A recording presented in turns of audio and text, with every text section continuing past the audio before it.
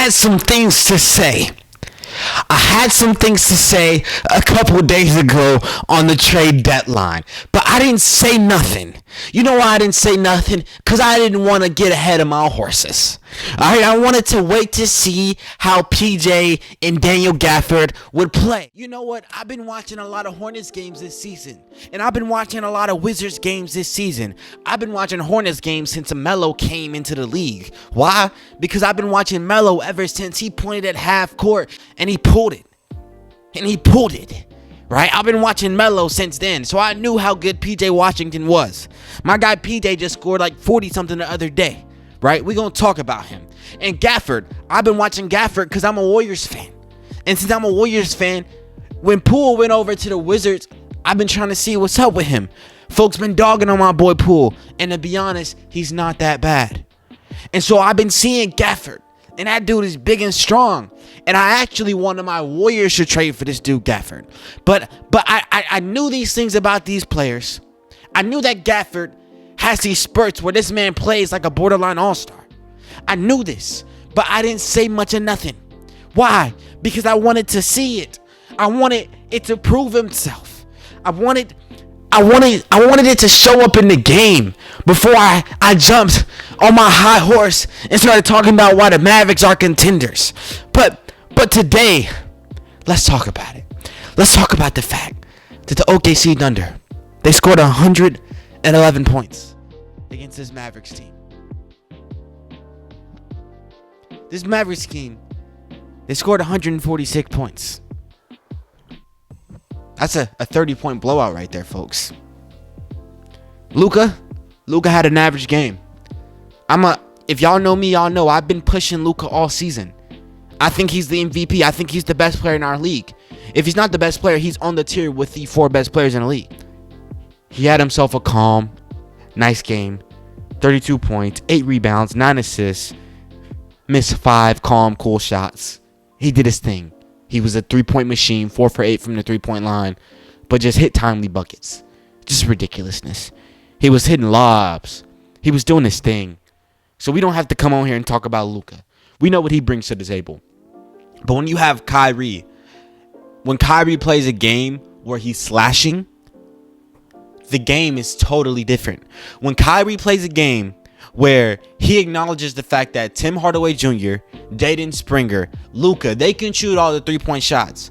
When Kyrie decides that I'm going to head this inside-out basketball for this Dallas Mavericks team, if he's going to head the inside part of the inside-out, if he just goes with the initiative to it, like he had 25, 6, and 8. He only made 2 3-point shots. He shot 7, but he only made 2. 9 of his buckets were in the paint. When Kyrie makes this mental decision to just go to the paint, the game is totally different. And now that the Mavericks have added on a Daniel Gafford, now that they've added on a PJ Washington, with a Derrick Jones Jr. also playing, they have a full set of guys who are inside and who can do it at a high level. If the Mavericks can perfect this inside-out basketball with Luka becoming way much of a better slasher, they're going to be able to hoop with anybody because the Mavericks can shoot. They can shoot the lights out. We know this. But if they can add a different dynamic to their game with not just being a 3-point shooting team, but also a team that can get into the paint and kill you there, this team is ridiculous. And I've talked about it. I didn't like the fact that they traded Seth Curry because I like Seth Curry. But Tim Hardaway Jr. is better. But I was actually the person advocating the idea that the Mavericks should trade Tim Hardaway Jr. Why did I say that? Well, it's because I did not want Tim Hardaway Jr. to be this team's 3rd best player. I just thought it's not enough. You can't have Tim Hardaway Jr. as your 3rd best player, right? And be a championship team. Well, he's still, technically in that range of being their 3rd best player. The difference now is that Tim Hardaway Jr. is, accompanied by 2 other players that are at his level now, with PJ Washington and Daniel Gafford. And if I'm not mistaken or missing anybody, I would go on a limb and say that PJ Washington is definitely their their third best player right now. Just wait on it, Mavs fan. I don't know if you guys know PJ Washington or if you're familiar with his game. Just be patient. Be patient, because he's going to give you a 30-point game. You're going to be like, because we saw little glimpses of it tonight, of him in the paint, him doing some crazy stuff, him hitting little post moves. Just be patient with the man. What did he go tonight? He was what? He was 6 for 10 from the field. He had 14 points, 5 rebounds. Just be patient with him. He was 1 for 4 from 3. He's been shooting at like 30% from 3 this season. It's got to go up if he can get his 3-point percentage up. But he's probably your third best player right now, just because of the fact that he's PJ Washington. Just wait on him. Wait for him to get into his element. I don't know what the Mavs' idea is right now. Right now, they're starting Jalen Green, Derrick Jones Jr., and Maxi Kleber. I would presume that Daniel Gafford is definitely going to get that spot, because that man is ridiculous. He's averaging, his averages this season is 11 points and 8 rebounds, almost 70% from the field. He's 70% true shooting percentage. Tonight he had 19 and 9. And he did that in 17 minutes of play. They had this man coming off the bench. 17 minutes of play, he had 19 and 9. And this is not a fluke. This is something he's been doing regularly on the Washington Wizards. The issue is that and people want to blame it on Jordan Poole. It's not Jordan Poole. It's just the offense of the Washington Wizards. It just does not. If Poole's not even a part of it. People want to say, oh, he's going from Poole to Luka. I'm not saying Luka's, not way better than Poole and not going to benefit this guy way more than Poole did. But Poole's not even in their offense. If you go watch a Wizards game, Poole just sits in the corner. So it wasn't Poole. I just want to clear that up. But I would like to say that they have no offense over there in Washington. So you have a guy like Luka who's going to be looking for Gafford and giving him those. It was a few times where Luka just kind of threw it up and Gafford didn't immediately catch it, but eventually he caught it. And then he just moves you out of the way and then scores. He's going to be a way better player with Luka finding him on a regular basis. So he's definitely your starting.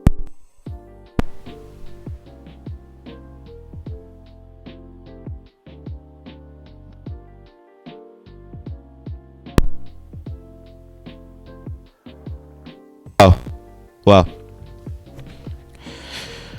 So he's definitely your starting center for the foreseeable future. So, I know they got the young guy, the rook, Derek Lively. I like him too. And I think that he's going to have a lot to learn under Daniel Gafford. And as much as I like the rook, Gafford is way better. You start Gafford. You start PJ Washington as well, or you can keep him off the bench if you just like his spark. But I think a lineup of Luka, Kai. This is going to be crazy. Luka, Kai, Tim Hardaway Jr., PJ Washington, and Daniel Gafford is going to be a really good starting lineup.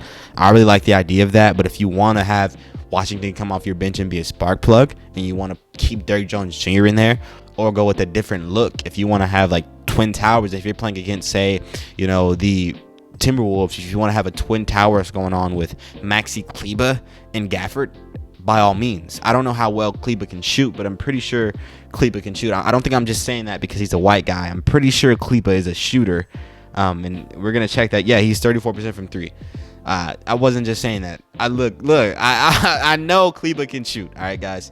So I think that is a look that you can go with as well. But they have options now. I think this team has a lot of options, and I think this team is a championship team. I might be talking crazy, but I think this team is a championship team. I think they're in a 7-game series. They're going to beat the OKC Thunder. I think tonight wasn't just some fluke. I think they're a better team, all in all, through and through.